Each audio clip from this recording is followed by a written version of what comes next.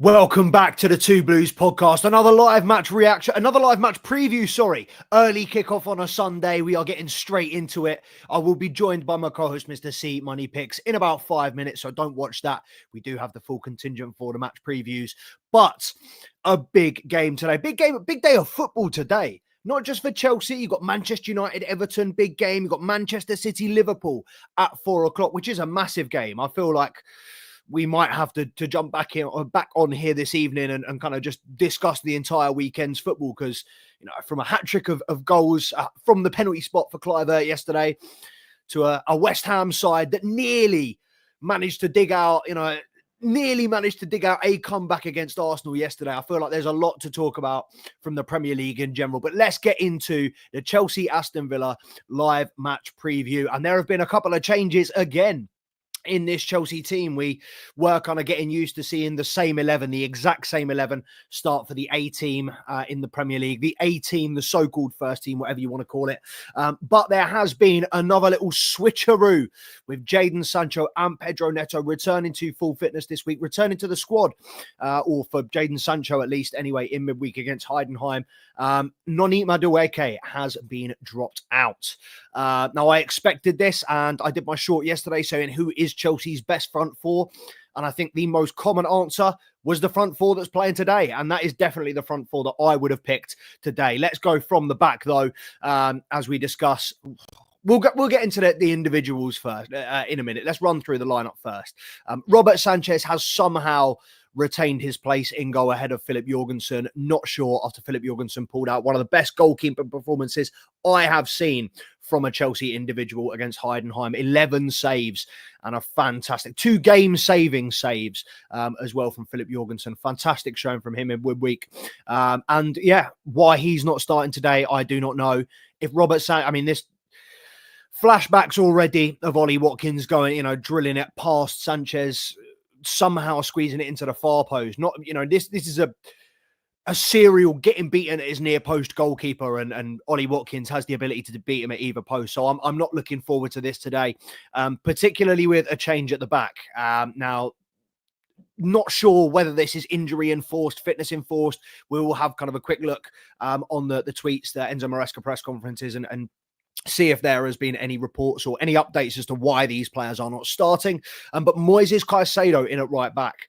The rest of the back four remains the same. Cucurella at left back, Levi Colwill left centre back, Wes Fofana right centre back, and then Moises Caicedo right back. It's a position he's done for Brighton, if I'm not mistaken. It's a position he has played before.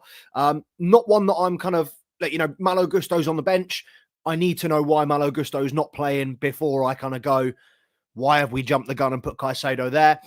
Look, it's a position he's shown he's capable of doing in the past. Fingers crossed he's able to do it today. Obviously, the difference is, he hasn't played there in a while. And today he's going up against Morgan Rogers, who is obviously in very good form this season, playing very well, playing with confidence as well. So he's going to want to go at Caicedo. I think that is the matchup today. Caicedo is normally the one to control the midfield, and they've got Kamara and Tielemans in there, good passers of the ball. I think we will win that midfield battle. I think with Enzo Fernandez, Lavia, Caicedo on the pitch, obviously Cucurella inverting as well. It does give you the flexibility to invert off either side. And I do think we will see them line up kind of with a back three, with those 3 midfielders ahead of them when we are particularly in possession. But continuing the team, so yeah, obviously that's the back four. Caicedo at right back. Lavia returns to the first 11 alongside Enzo Fernandez, who also returns to the first 11. He was the one that had been dropped out in favour of Lavia previously. Lavia obviously with a couple of little minor injuries over the last couple of international breaks, but good to see that midfield 3 all back fit and playing together. It'll be interesting to see how they all operate. I know I've said I think our best midfield pairing or our best midfield depends on the opposition. I think today you're looking at a game that's going to be a little bit more open. So I do understand why Enzo Fernandez has come in. I think he's going to get a little bit more space, a little bit more ability, a little bit more freedom to distribute, a little bit more freedom to dictate in the middle of the park, kind of do that Tielemans role with Lavia and Caicedo behind it. But then obviously the front four, which is going to be the main talking point of this match preview and the main talking point, I imagine, for a lot of Chelsea fans, but not for negative reasons. We've got Jadon Sancho starting on the left. I did like him on the right in midweek, but you've got to facilitate Pedro Neto. And obviously this is just the lineup that we've been given pre-match. They may well line up differently, may well be Pedro Neto on the left, Jadon Sancho on the right. Who knows? I quite like it with Sancho on the left, Neto on the right. I think Neto is more effective cutting in off the right. And I think Jadon Sancho has the ability to go down the line. He's got the pace. He's got the trickery. So I do think those two great options to have, and also able to swap. You know, I think that's one thing that we don't see enough in this Chelsea side is fluid wingers swapping sides. Just saying, you know, I've had 20 minutes there.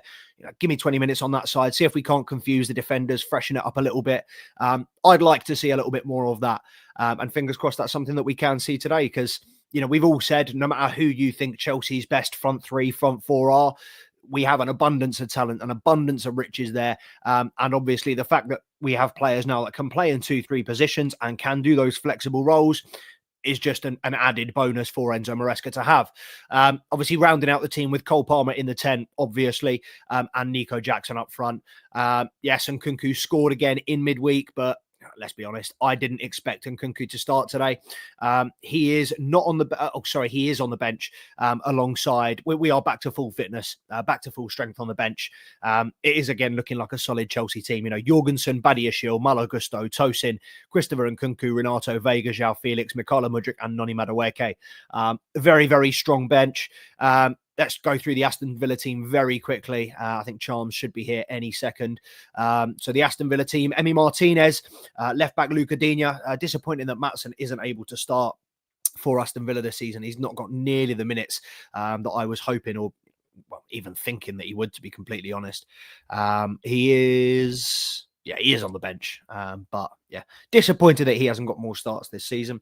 But sorry, from left to right, Luca Digne, Pau Torres, Ezri Konsa, Matty Cash, Jaden Philogene on the right side of midfield with Kamara, Tielemans, McGinn in the middle, Rodgers on the left, and Watkins up top. Now, just off the formations that we've got on the team sheets, it looks like a lot more of a flat 4-4-2 or 4-4-1-1 for Aston Villa. Be interesting to see where John McGinn plays, whether he does make it compact in that midfield or whether he does kind of play off as a number 10, as a second striker, as we will see Cole Palmer deployed today. Main talking points or main things that I want to see from this Chelsea side today. One of the main things is, and it sounds silly, but a win. We haven't beaten Aston Villa in the Premier League since October 2022. In over 2 years now. 2 years and a month and a half. We have not beaten Aston Villa in the Premier League. We went, I think it was 4 games without beating them. We managed to beat them a couple of times in the FA Cup back-to-back. But a league win has eluded us in over 4 years. In over 2 years, sorry. And this is a team that is very, very solid, very capable, with an experienced, capable European manager, an excellent team, some incredible individuals. I think Ollie Watkins was the best all-round striker in the Premier League last year. I think Erling Haaland, just outdoes him in terms of goal scoring, but I think he'd be very hard-pressed not to put Ollie Watkins in the team of the season last year. I don't understand how he doesn't get more minutes for England. I think he's overlooked massively. And even with the achievements, even what he's done over the last couple of years, I think he's still underrated by a lot of people. And I think he's a very, very good all-round striker who is able to be a target man, a threat in behind. He's got all the attributes. Very similar to Nicholas Jackson. I mean, he's a lot more in tune. His finishing is a lot further ahead, a lot more accomplished and a lot better and a lot more developed than Nicholas Jackson's at this stage. Don't get it wrong. But in terms of his all-round play, I would say that both Ollie Watkins and Nicholas Jackson are both better all-round strikers, all-round footballers than Erling Haaland. They give more to their team. They bring more to the pitch. And I think Ollie Watkins, big threat today. I think this Chelsea back four, look, Moises Caicedo, Morgan Rodgers is obviously going to be the big, individual matchup. But I think Levi Colwill and Wes Fofana in that centre of defence, they're coming on leaps and bounds. They are making good progress, solid improvements week in, week out. And I do think they are they're getting to a stage where they are fairly solid. I think against the bigger teams, they are still, against intelligent strikers, they're going to be exploited. Someone like Ollie Watkins, my main issue today is going to be his movement. I think with Wes Fofana and Levi Colwill, you have a quite clear cut and dry, Levi Colwill drops back. He does the distribution side of things, whereas Wes Fofana plays on the front foot. He's more of the duel winner, the ball carrier, more aggressive. He's the one that is going to, that McGinn, I think, is gonna try draw out and then play Watkins off the back of Levi Colwill. Listen, he's not slow, but he's not fast. He's not. There are plenty faster centre backs, and for all his qualities on the ball and his positioning and awareness, we have seen Levi Colwill get sucked in. Look, he's young. We've seen him, and both him and Wes Fofana, we've seen the entire defence get sucked in at multiple points, ball watching, not keeping your discipline, particularly as it gets to later stages of the game. And this is something that we both picked up on in midweek. I think Chelsea's back line was, the line that we kept, the offside trap we played was exquisite, but that's going to be something we're going to need to see again today. I think Ollie Watkins, very intelligent striker, and I think it's going to be a big test today. I think there's a lot of quality. As I said, front to back in this Aston Villa side, I think they were a side that, I don't want to say underachieved. I think what they did last season was pretty fair, but they are kicking on. They are by no means dialing back. I don't think we've seen the completeness of the team so far this season that we did last year, but still very, very much a strong team. And as I said, this is a team we haven't beaten in the Premier League in over 2 years. So Mr. C Money Picks, without further ado, what do you think of this team news? Obviously, the big news being no Malo Gusto. I'm going to have a quick look at tweets now to see why. But Moises Caicedo starting at right back instead of Malo Gusto. C-Money, how do we feel about this team? How are you feeling about this game today? That's the only decision that confuses the life out of me. I mean, I look at, and there's players available to play him in at right back, Malo Gusto, even Renato Vega, but we got Moises Caicedo there. I don't know if there's a tactical reason to it, whether we're going to try and alternate and do kind of a semi-3 at the back type of situation, but impact, I don't know. That's the one change which is kind of getting on my head top a little bit. I can't make sense of it, especially trying to. I haven't seen anything. I haven't seen any reasons why. It doesn't seem like anybody's given any insight or any tweets or any reports yet. I'm just having a quick look. That's the thing. There's been nothing. But as I said, I mean, it's a player that has played in at right back before. He's maybe not for Chelsea. I think he may have deputised there once, but it is. I mean, is that? How do you think that's going to be a problem with Morgan Rogers up against Caicedo there? Well, I think matchup wise, it's definitely not ideal for us. I mean, we got a player who's in red hot form like Morgan Rogers. He's trying to have a bit of a showcase season right now. You know what I mean? Put his name on the map and going up against someone out of position. Let it be known, Caicedo has all the attributes to do the job. I just think he's a little bit leggy for a right back. You know what I mean? I don't think he's going to be able to keep up with that sort of pace that when people are getting in behind. So that could be a bit of a problem for me today. But yeah, when it comes to actually being able to like defend against Morgan, should be light work, man. Should be light work. I hope. How do you see that midfield? Yeah, it's going to be interesting to see how it works in terms of the inversion as well. Obviously, we've seen Cucurella very confident inverting into the middle. You would imagine that Caicedo is going to be asked to do that job, and it kind of be a back three at the back and maybe a midfield three, kind of looking at a 3-3-3-1 going forward. But how do you see that midfield matchup? Obviously, Kamara, Tielemans, John McGinn, very good players for Aston Villa. And I think I said earlier, I don't know if you caught it, I think today, and the reason that they've played Enzo, I think when you look at teams individually, you can kind of tell who's going to be a little bit more open and exciting and who's going to be closed. I think Aston Villa are going to be a little bit more open, which is why he's gone with Enzo Fernandez. How do you feel about those three? I mean, we've discussed at length who we think the best two are. How do you feel about those midfield three playing together in the same team? Well, yeah, I mean, I like the fact that Enzo's playing because Aston Villa are a team that like to get creative. They like to use their space, especially players like Yuri Tielemans. So Enzo can just fit into, you know, how they want to play. It's sort of a good counter to the counter, where they kind of want to play that expansive football. That's where Enzo's been known to flourish, especially when we're still playing that double pivot that we love so much. You know what I mean? Because both of those other players, you know, Lavia Caicedo, that's both four-man class. So fitting them both in there, getting Enzo to be able to work his role, it's interesting to see how that whole thing kind of opens up, you know. But it's the front four that I heard you talking about that I was quite happy to hear what we had gone with, because that's pretty much what me and you had predicted to happen. You know what I mean? Continue to play with Sancho on the right and Madueke can get dropped. A lot of over hate when we spoke about it on Madueke's thing, But yeah, I think that is the right decision to play against a side like Are you Aston Villa. surprised he's been dropped or not? Surprised, definitely not. Especially with the minute rotation conversation that we were having. No one is safe, and I think at no point anyone is safe. Maybe bar Cole Palmer, and at this point maybe Nicholas Jackson when it comes to their minutes. But yeah, no surprises in the rotation. I think we're going to see an awful lot of this until maybe January, February, where it might slow down a little bit. Yeah. In terms, I mean, obviously, it looks like, well, the team sheet we've been given anyway. Neto on the right, Sancho on the left. Obviously, we saw Sancho play on the right in midweek, but it seems like everybody wants to play on the right side. It seems like while people are happy and, Neto started on the left, seems like that is the transition at the moment. Everybody is happy playing on the left, but everybody wants to play and is more effective on the right. How do you feel about, obviously, Sancho left, Neto right? And do you think we've now got a possibility with wingers that could switch over?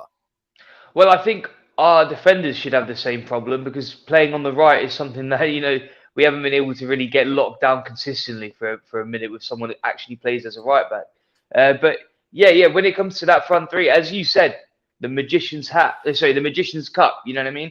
All three of those players being able to play in each one of them, the rotation, it's something that if we're getting a bit found out or freezing up a little bit going forward, we can just pull a couple of dials. We can just change a couple of strings, and having all of those players being able to play off of both feet confidently, knowing different pros and cons.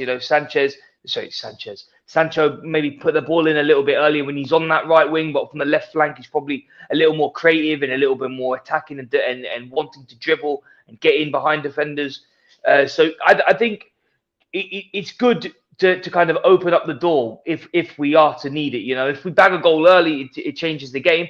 And if we concede a goal early, then it will change the tactics going forward completely. So I think that rotation lets a team lets us basically play against what version of Aston Villa we're going to get today. We're going to get the Villa side, which is dangerous, that play the balls over the top, which Ollie Watkins, or we're going to get the Villa that wants to be a little bit slower and a bit more midfield orientated, and if so, then we can orientate our midfield to coincide with that, and that is only possible with those players, and that's probably is a reason why Madueke has been taken out, because I feel like he's pretty ineffective either when he's in the middle or on the left. I think he's very, very dominant on the right wing when it comes to what he's able to present for the club. So yeah. I think that definitely helps out in why he's been taken off. I feel like that's his main drawback, is he's locked into that right position. That's where, and again, it's going back to the argument we say all the time. It's no disrespect to Noni Madueke. I'm not saying that he's not good in his role. I'm just saying that there are other players that are good in 2, 3, 4 roles. So, when you're looking at them empirically on paper, one player can play one position, one player can play 2 positions.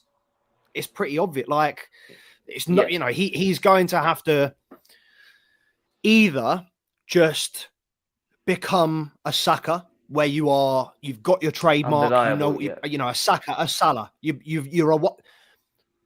I say this with the greatest of respect: a one-trick pony that you can't stop. Someone that knows, like, what Saka's going to do. Yeah. You know what Salah's going to do, but he's so good at it, you can't stop him. And that's Madueke's drawback at the moment. Obviously, there are defenders that can get the better of him. His game isn't, as refined. His end product isn't as refined. So he's nowhere near in that category. But he doesn't look like a player to me that is flexible enough. He's very left-footed. And while he could improve his right foot, I don't see him going over to the left side and starting to pop in and ping him into the far corner like Mudrik's wrapping his foot around it at the moment. There's just too many other players. And I do fear that Noni Madueke could potentially get lost in this conundrum, in this kind of roulette wheel of wingers that's spinning around at Chelsea Football Club at the moment. But, he's still very much got a chance. It's not like we're sitting here saying he's gone. This is him officially out the squad. Yeah, sure. I'm now hoping that, this is his opportunity to go, right, fuck, okay, I've lost my place. I need to earn it back. The next 2-3 performances from Madueke, I am expecting goals, assists. I'm expecting selflessness. I'm expecting work rate that we have not seen from this Don. This is the opportunity they have to now push forward and to prove to Enzo Maresca that they're part of this profile. As I said in midweek, and I don't know if you want to comment on this as well, is somebody said to me, are these players not going to get pissed off if they don't play? You know, if they're only getting substitute appearances, players like João Felix, players like Christopher Nkunku. If we're winning European trophies, if we're challenging for 3-4 trophies a season, if we're challenging for the Premier League and going for a European trophy and looking strong on domestic fronts, I really don't think players are going to mind that much. You look at Man City and you've got players that they spend 100 million on that sit on the bench week in, week out. Jack Grealish hasn't got a start, or it hasn't been starting for them ever since he signed. But is Jack Grealish complaining when he's won 8 trophies in 2 years? His stock's gone up. He's earning 300 grand a week. It's when you're winning, everyone's happy. And that is when you're losing, everyone's sad. Everything's negative. There's scrutiny on every part of the squad. But I do feel like we are still very much, and we discussed this with Jackson and Nkunku, but I feel like we're still very much in a position of healthy competition with this squad. Yeah, 100%. And what I like is the depth of the competition. It almost feels like in every position, particularly going forward and in that midfield, there is interchangeability with 2 or 3 different players. You know, the centre backs, we're getting to that point now, but I wouldn't say that we have 4 players kind of duke it out for positive reasons defensively. I say it's more so who have we got at what time and who's fit to play it and who's in what form. But going forward, man, I think that the competition is something that we've said multiple times. It's something we haven't seen at this club in a minute. You know, it's been a long time. So being able to drop a player like Madueke, who, let it just be known, in like August or whatever, everyone in Chelsea was like, this guy's, you know, he's really having to put in really good performances to hold down his position because he's not part of our plan. You know, this was not someone that was supposed to be contending for that front 3, you know. So the fact that he got in there and is now being taken out and being replaced with players that we had bought in the window is a lot of credit to Madueke and the work that he's done in a short period of time in the first 10, 11 games of this season. I mean, honestly, that hat-trick at Wolves pretty much solidified, okay, this is going to happen. This guy's here. Like, as a right winger at Chelsea, he actually wants to solidify a starting lineup. And I think that the fact that he's even in this conversation of, he's been ousted for his spot, it was never really his spot in the first place. He just played like 4, 5, 6 games in a row. And then all of a sudden, because of the depth and the breadth of the squad, it feels like that's now going to be his role. But the competition is just such a great problem to have. You know, it's such a fantastic problem to have. And being able to rotate and have the lineup that we have today going in against a side like Aston Villa, man, this is probably the best state I've seen Chelsea in since. People say since we won the Champions League, since before we won the Champions League, realistically, because that season it didn't really look like we had amazing things going forward either. So it's a very exciting proposition. I was going to ask you this as well. I was thinking on my walk here, when we talk about the undeniability of our attacking players, right?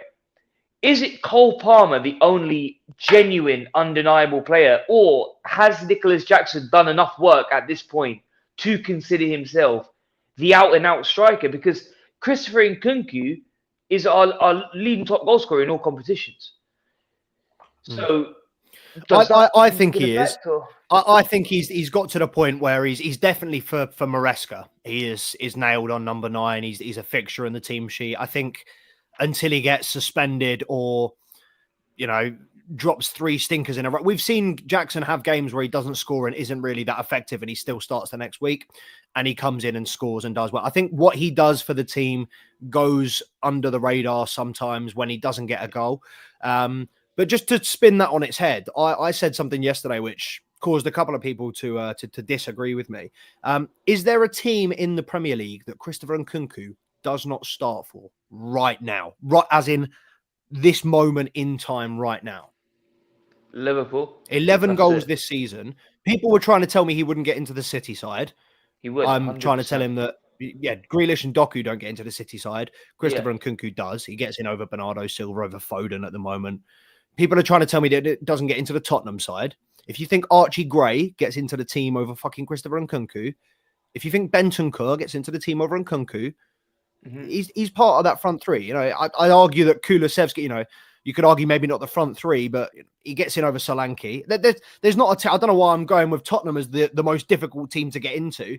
Maybe Liverpool, but you know, you could argue he would do the job as the 10 McAllister. I think as a number 10, you can leave front threes alone. I mean, he would get into the Arsenal front three, he'd get into the Man United front three, but you could leave front threes alone. There's not a team in the Premier League, I don't think, that Nkunku doesn't start for. Honestly, my only pushback is Liverpool, but you think of any other side, Man City would take him right now. I think Arsenal could definitely do with him in the 10. I mean, it's hard. Like Newcastle would absolutely love a player like Christopher Nkunku right now. So, it's a great. It's definitely more of a brain scratcher when you think about it. At first, it does come off a little reactionary, but you think about it, and you're not wrong. Especially with everything he offers, he's got a great finish. You know, you could beat a man defect pause. So why for that? But he could take around a defender. He can go at pace as well. He's good with his tempo control. He can slow it down when he wants to. He's got good passing range. Maybe need to work on that a little bit. But yeah, 100%. I think that when you boil it down, he could play for 95% of the clubs in the league for sure. Yeah, fantastic. Well, fingers crossed there'll be a few more people on the live match reaction so we can get their thoughts as well. But we'll finish. I don't want to go on too much longer because obviously game is in less than 15 minutes now. But one last issue, which we are all aware of, which we have both raised. And while I'm disappointed, I'm not surprised. Obviously, Robert Sanchez retains his position in goal. Seb, appreciate you joining, my bro. Anyone else joining as well, appreciate you. Make sure to like, comment, subscribe to the channel. There is not a single Chelsea fan I know that rates Robert Sanchez, that thinks he's better than Philip Jorgensen.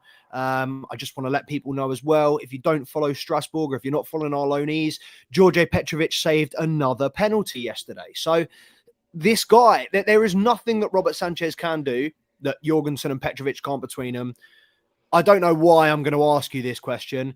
Were you expecting Sanchez to be dropped today? Is there a possibility that Sanchez ever gets dropped from this Chelsea team, or are we just looking at a 38 game a season goalkeeper, for better or for worse? I fucking hope not, mate. But yeah, I did expect him. I did expect him to start, but what's frustrating is the idea of the healthy competition is sort of, if you play well and the player who's currently in that position is not playing well, then you might replace them. So after making 11 saves with 2 saves either half, that defined the win, right? And everyone could see that, it's clear as day. Like opening wide, 1-on-1, nice big low save, like multiple times as well. Like against a side who, let's just say it, Heidenheim were a hungry team who played a lot better than I expected them to. To be fair, they were very, very hungry. I think 2 things saved us. It was the line that we played and keeping them offside every time. And every time they did get in behind, Jorgensen was there for it. He was out. He was awake. He looked so alert. You know, he was focused. And that's one thing I feel like with Sanchez we don't get. Sometimes he just doesn't have that razor sharp like alertness. You know what I mean? He's a little bit lazy with it, a little bit low with it, a little bit light skinned with it. You know. But nah, man, I don't know what else Philip Jorgensen can do. If he's not going to get into the side, I mean, maybe it's the strength of the competition. But if that's not going to get him in, then I honestly don't know what we can do. I mean, maybe towards the end of the season, when things are a little bit more sort of, we know where we are in the league. We know we're not going to win it, but we're confirmed Europe. Then we might just start throwing in Jorgensen. But I don't know what he's going to have to do if he's not getting in against Villa, who are a relatively weaker side. I don't think they've had a win in like a month or so. I don't know how he's going to be able to step up to the plate. We have got a semi update. It's not an answer on why there is no Malo Gusto, but Enzo Maresca says there may be a change in shape today. The idea is to always form a different game plan, which depends on our team and the other team, which I like. We decided to go with Romeo, Moy and Enzo, and hopefully it'll work. It's a big game and a tough game in the same way the rest of the games have been. In this moment, we aren't focused on the top 4, we're focused on the game. But hinting at potentially a 3-3. I don't know what That's what I formation this thought. could be. I don't know whether Yeah. Neto's going to drop back. I don't know whether Sancho's going to play wing back. Ra, you are as much in the know as us. You know as much as us, mate. Caicedo looks like he is playing at right back on the team sheet. However, Enzo Maresca said there's going to be there could be a change of shape. So, I mean, I'm intrigued to see who deputizes where. Yeah. I wouldn't be surprised whether it's maybe, and as I'm thinking this, I don't really know, but whether it's a Lavia and Caicedo kind of just switching out of centre mid and right back. I don't really know. I'm excited to see, and I think it's going to be an exciting game. There's a lot of quality on that pitch, and we can't get bogged down with our quality. We need to remember that this is a serious team that was challenging for the Champions League last year, a club that was 4 or 5 positions better than us in the league throughout the majority of the year. So I think this is going to be a big test today. Best place to finish on. Give us a score prediction, Charms. I'm gonna go with 2-1. I'm going to go with 2-1 Chelsea. Took the words out of my mouth. I think it's going to be a tight game. Yeah. The bet today is both teams to score, as it always... Yeah. If I could recommend one bet for every single Chelsea game, it would be both teams to score. But today, I reckon both teams to score. Maybe if you're Ollie Watkins, if you're feeling it. I got Palmer here. You know what? I got a little Morgan Rogers goal or assist from that left side. But this is the thing, Palmer as well, and I hate it when people say this. I absolutely hate it when people say this. He needs a goal today. He needs goal contributions. He needs goals and assists. Because Saka's stat padding, bro, and the Arsenal fans are getting very, very mouthy. Even though they are 6 points behind the fucking league leaders, they're getting very, very mouthy again over there in the Emirates. So, Cole Palmer, listen, save our graces.